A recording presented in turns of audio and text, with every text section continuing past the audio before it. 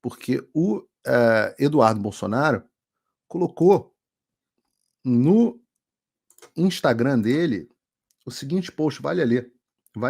Olha que interessante. O mandado de apreensão, que ele estava lá, né, era datado de hoje, 29 de janeiro. Ele postou isso ontem.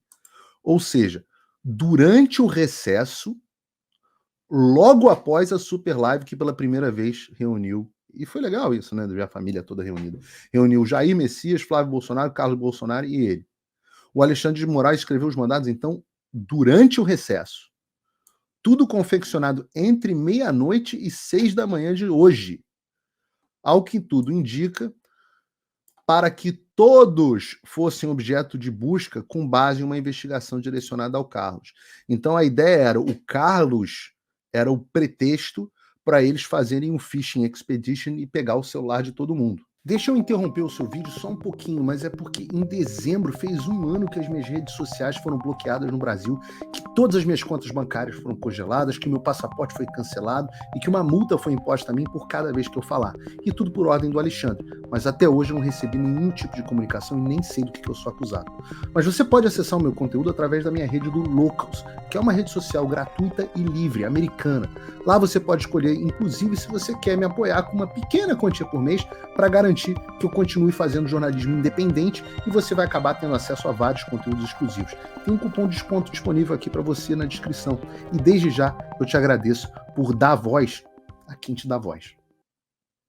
O mandado, diz o Carlos Bolsonaro, o Eduardo Bolsonaro, era tão genérico que foi cogitado apreender o celular deste deputado federal, ele, e das demais pessoas que porventura estivessem na residência. Imagina, operação da Polícia Federal, entra, você não tem nada a ver com isso, só tá dentro de uma residência, não, me dá o seu celular aí. Porra nenhuma. Mas é mandado genérico de propósito. Foi perguntado, diz ele, se o senador Flávio estava hospedado na casa. Aí eu respondi que sim.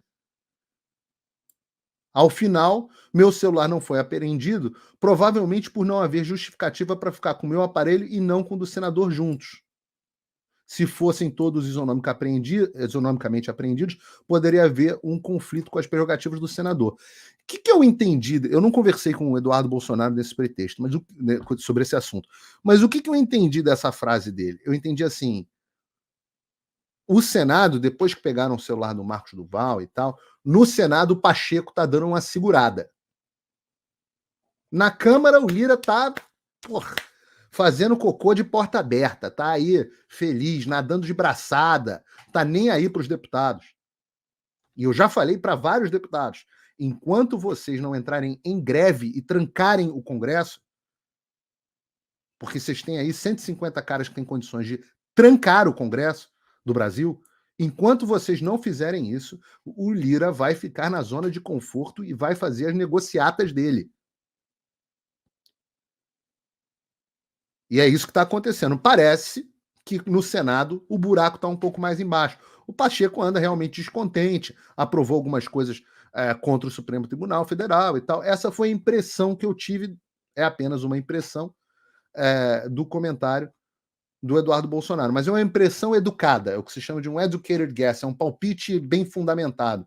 Eu digo isso porque eu tenho conversado com os deputados, e volto a dizer, eu converso com dezenas de deputados semanalmente. E todos eles têm dito: não adianta, o Pacheco, o Lira não está deixando a gente, tá nem aí. O Lira já se vendeu completamente, não está deixando a gente fazer nada.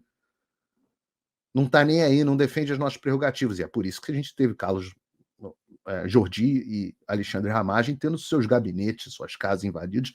Se daí, nem aí, como se fossem qualquer um. O líder da oposição, o gabinete invadido pela Polícia Federal, está lá com o celular, com todas as estratégias da oposição lá sendo discutidas, todos os grupos. E aí o que acontece? Te posa esse celular, com esse Phishing Expedition, os caras olham as conversas de todo mundo, porque todo mundo tem que conversar com o líder da oposição. E aí continua. Foi apreendido material de Tércio, assessor do presidente Bolsonaro. Conheço o Tércio, mesmo sem que ele fosse alvo do mandado. O cara não é alvo, tem nada a ver com o assunto. Imagina o que Tércio tem a ver com Alexandre Ramagem e Carlos Bolsonaro. Mas levaram. O laptop e o tablet continham o nome de Tércio na tela de início e ele desbloqueou os aparelhos diante da Polícia Federal para dizer isso não é objeto do mandado.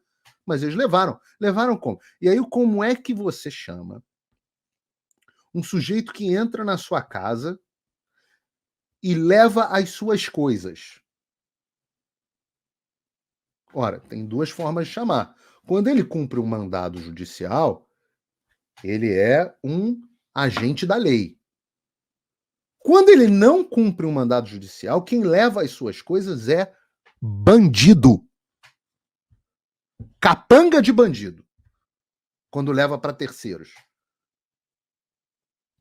Não tem outro nome. O que a Polícia Federal está fazendo com a imagem da instituição, como o que o FBI fez aqui nos Estados Unidos, a gente não recupera. A gente aqui não é Folha e o Globo, né? Já que vocês não aprenderam lá com o Alan dos Santos. A gente aqui, nesse caso, pode ter até um duplo sentido. A gente não recupera mais a credibilidade na instituição.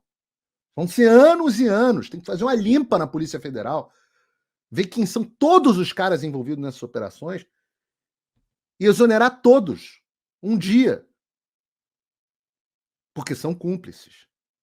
Agem como capangas.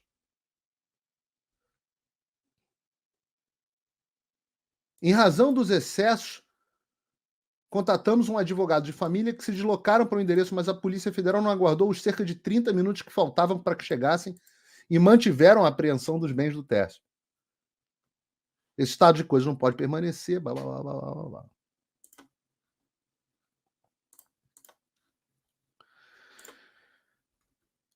E é assim que eles fazem.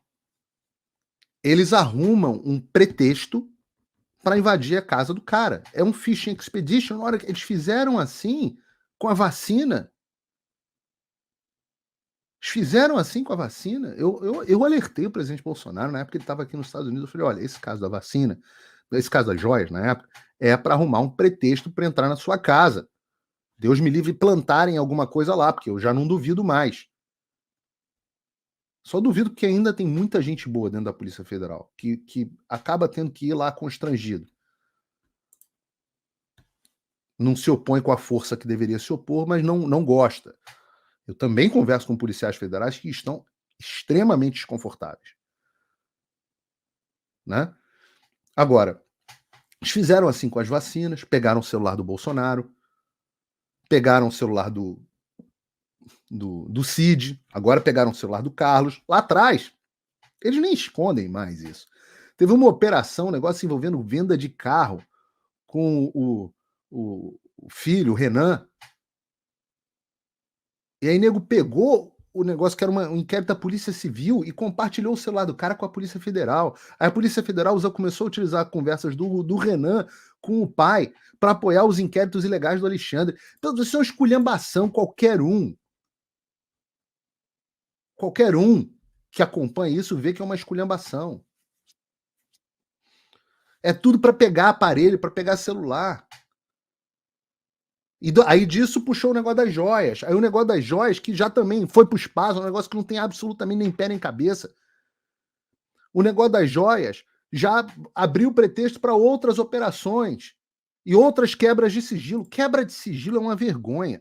Um policial federal conversou comigo, e eu não tenho como confirmar essas informações, mas que é tudo feito ilegalmente na clandestinidade, aí eles acham e entram com mandados para justificar a quebra dos sigilos. Mas já tendo quebrado. Esquema da ABIN de verificar a geolocalização. A gente está dentro do maior aparato de perseguição política que o Brasil já teve desde o tal do tempo do regime militar. Porque nem era imaginável que no regime militar alguém fizesse uma coisa dessa. Até porque não existia tecnologia para isso. Para o cara pegar e ter todas as suas conversas com todo mundo. Isso é uma coisa de maluco. E o pior, tudo em completo sigilo. Porque o que se sabe dessas operações até agora? Ora, eu também sou contra a ideia de monitoramento ilegal de opositor. Se alguém está usando o aparato estatal para fazer monitoramento de opositor, eu vou ser o primeiro a me colocar contra. Isso é absurdo. Eu não quero um governo, mesmo que seja do Bolsonaro, que tenha a capacidade de monitorar conversa de opositor, etc. Mas quem que está fazendo monitoramento de conversa de opositor? É o Bolsonaro? Ou será que é o STF? Quantos celulares o Bolsonaro mandou apreender para puxar conversas dos outros? Quantos? Me digam quantos. Algum? Bolsonaro apreendeu o celular de algum opositor? Algum phishing expedition? Eu duvido muito que, de fato, o Ramagem tenha usado o sistema. Eu conheço o deputado Ramagem. A impressão que eu tenho dele é de uma figura extremamente reta, preocupada com o Brasil. E o que ele diz, e ele deu uma ótima entrevista na Globo News, ele deu inclusive uma bela lição para aqueles militantezinhos, é que o sistema era um sistema de geolocalização. Agora, alguém acha que, comprado em 2018, antes do governo Bolsonaro, que eles aplicaram várias correções, foi aprovado por TCU, aprovado por todo mundo, tem todos lá os relatórios de aprovação, etc. E essa é a defesa dele. Mas a gente não sabe nada dessas operações. Eu acho normal que a agência de inteligência tenha um sistema de geolocalização. Até porque você vai fazer uma operação, você não sabe onde é que o alvo está. Imagina. A agência de inteligência que não monitora nada, não monitora. Agora, usaram o sistema de forma equivocada, beleza, prova. A gente não tem nenhuma evidência, a gente não sabe nada dessas operações em curso. No caso do Jordi, foi uma vergonha. Uma vergonha. O que tinha era um cara que chamou ele de meu líder, que não estava lá no 8 de janeiro e que o Jornal Nacional botou uma foto adulterada do cara para dizer que ele estava no 8 de janeiro. E a única ligação desse cara com o Carlos Jordi é que ele. Meu líder. Que é como a gente chama qualquer político. Eu devo ter chamado o Carlos Jordi de meu líder várias vezes. Então, a gente não sabe nada. No caso do Ramagem, do Carlos Bolsonaro, não veio nada, não tem nada. É só disse-me-disse. E a imprensa acaba tendo que passar certos ridículos. E ontem foi um baita dia para a imprensa passar ridículo. Ontem foi um baita dia. Né? Vou botar aqui para vocês. Eu publiquei essa notícia no meu Locals. Operação contra Carlos Bolsonaro leva à disseminação de notícias falsas e constrangimento na mídia tradicional. Qual foi a grande vergonha ontem? Que vocês têm que deixar risado. Qual foi a grande palhaçada que aconteceu ontem? Essa moça, Daniela Lima, que já era muito ruim na CNN, e aí a Globo reconheceu a falta de talento dela e falou assim: não, essa mulher é ruim demais para não estar na Globo. A gente precisa precisa dessa mulher na Globo News. Ela é incompetente demais para não estar aqui na casa. Ela é militante demais para não estar aqui na casa. Vamos dar destaque para ela. E colocaram ela lá na Globo News. E daí ontem, a moça surge com algumas pérolas. A primeira notícia que saiu de lá da Globo News e depois começou a se disseminar pela internet, era de que o Bolsonaro teria fugido de barco. E eu fiquei assim, fugiu de barco para onde? Para Miami? Era uma boa ideia, fazer como os cubanos fazem. Foge de barco da ditadura. Vem para cá, vem para o mundo livre. O energúmeno pai chegou, foi um dos que publicou aqui, ó. Bolsonaros fugiram de barco. E aí botou o Bolsonaro andando de jet ski, o pessoal comemorando e tal. Até a foto é falsa para ilustrar a notícia falsa. Né? Depois o filho desse cara, o energúmenozinho, vem me acusar de fake news. Porra, pelo amor de Deus, liga. Pai, alô? Obviamente a notícia era falsa. E depois a própria Daniela Lima teve que passar essa vergonha aqui de postar esse vídeo. Bolsonaro vai ser acompanhado pelo Carlos, Olha aí, ó. Aí, Olha aí, sai o Carlos Bolsonaro, aí andou. filho 02, aparentemente tranquilo. O Carlos está tentando alcançar a Estão barriga dele, tá sérios, com claro, tetinhas. mas Mas olha aí, não os há caras, Polícia altercação, a Federal gente tá com áudio normal. aí, ó. Bolsonaro andando, na rua. Aqui a Aí, gente tá... Chega o Eduardo. O cara não Eduardo. tinha fugido. De barco.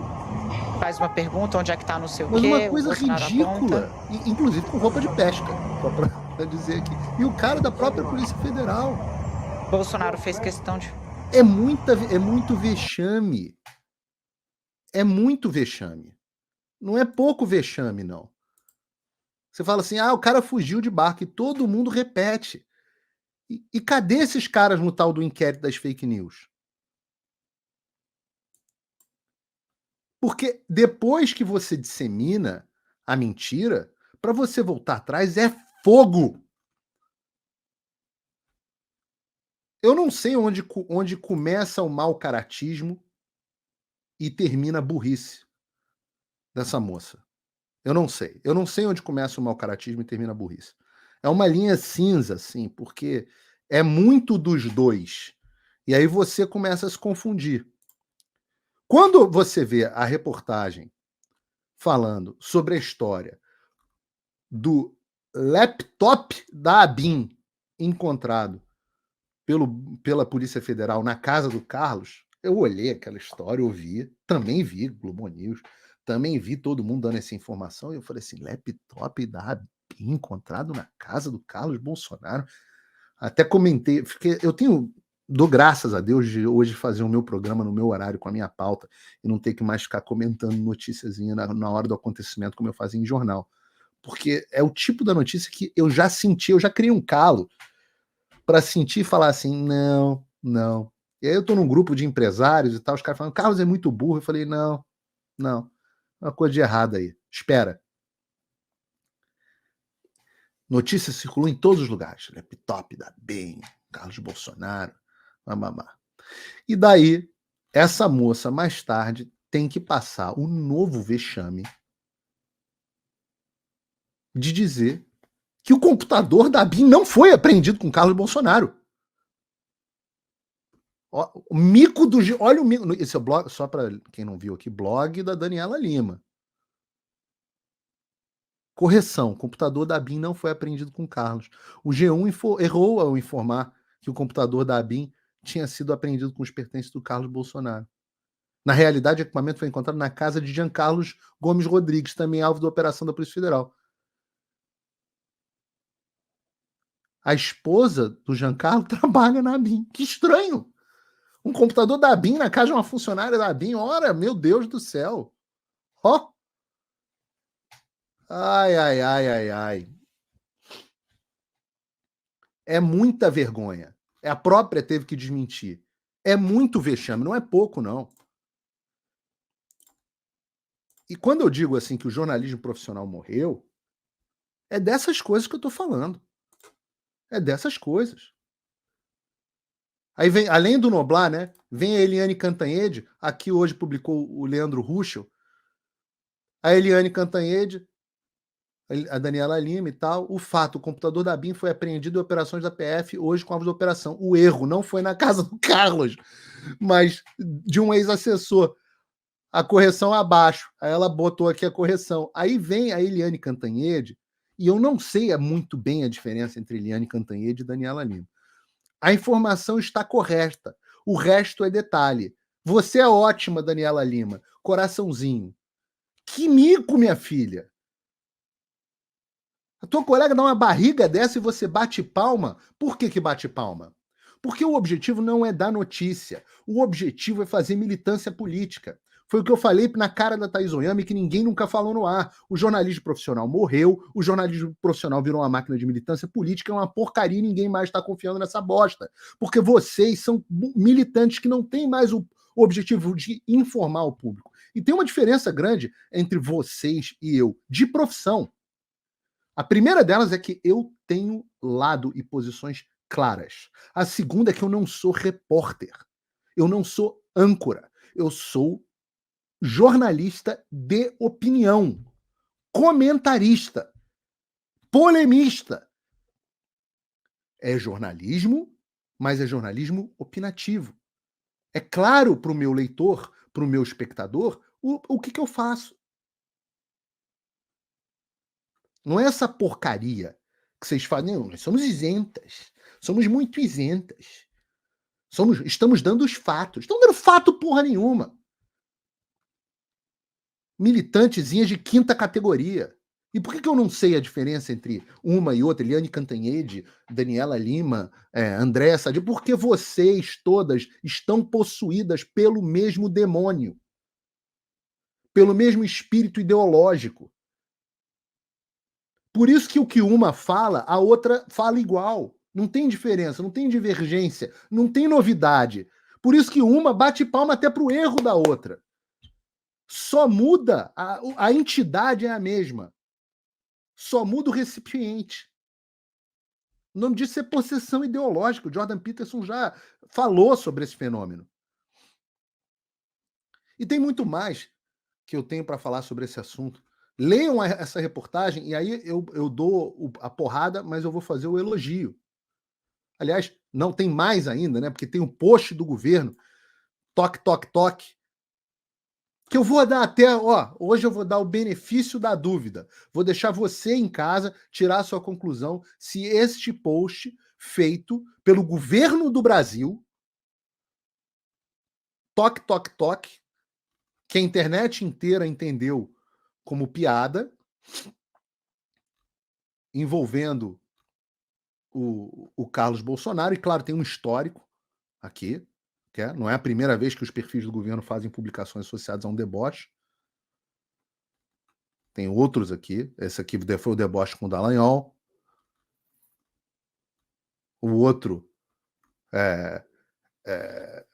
do Tudo Jóia, brincando com as questões das joias do Bolsonaro. Tem todo um histórico. Vou deixar você chegar à conclusão de se é piada ou se não é piada. Mas não era esse o ponto que eu queria chamar a atenção. Eu queria chamar a atenção para esta notícia aqui. Zap entre Ramagem e assessores de Carlos é de outubro de 2002. Decisão de Alexandre não especifica a data da conversa e dá a entender que poderia ter sido em 2020. Quando houve troca de mensagem, Ramagem já era deputado federal eleito, estava fora da ABIN há mais de 6 meses.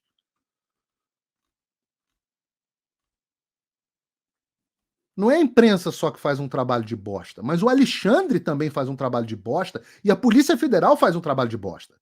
Tão bosta quanto, em conluio com a imprensa. E vocês são servidores públicos, eu vou cobrar vocês sim. Vocês são pagos com o nosso salário. Vocês devem contas à população. Eu não devo contas a vocês. Vocês devem contas a nós. Então, presidente do TSE, vou cobrar transparência do seu trabalho como presidente do TSE, sim. Vou criticar quando tiver que criticar. Não gostou? Continua me bloqueando. Mas assume que é ditador. Polícia Federal, vou continuar cobrando vocês, para que vocês cumpram a lei e façam um bom trabalho. Mas é tudo feito para prender de qualquer jeito nas coxas. E eu tenho um alerta a vocês.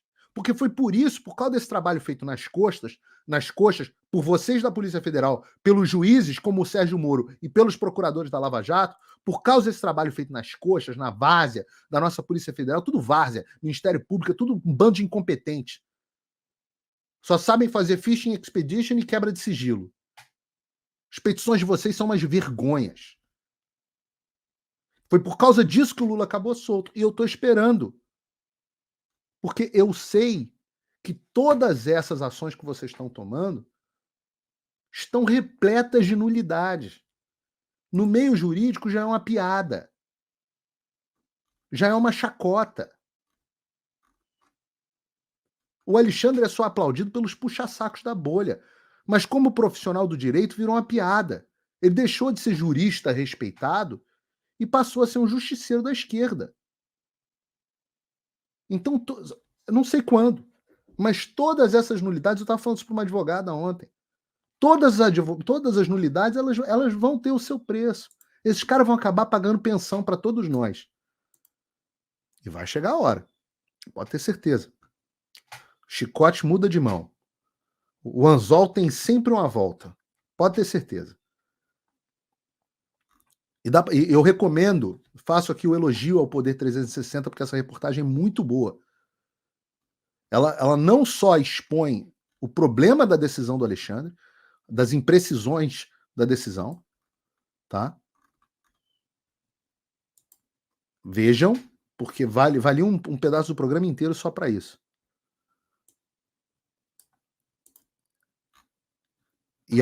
O fato é que a Polícia Federal investiga a atuação da ABIN sobre ramagem de 2019 e 2021.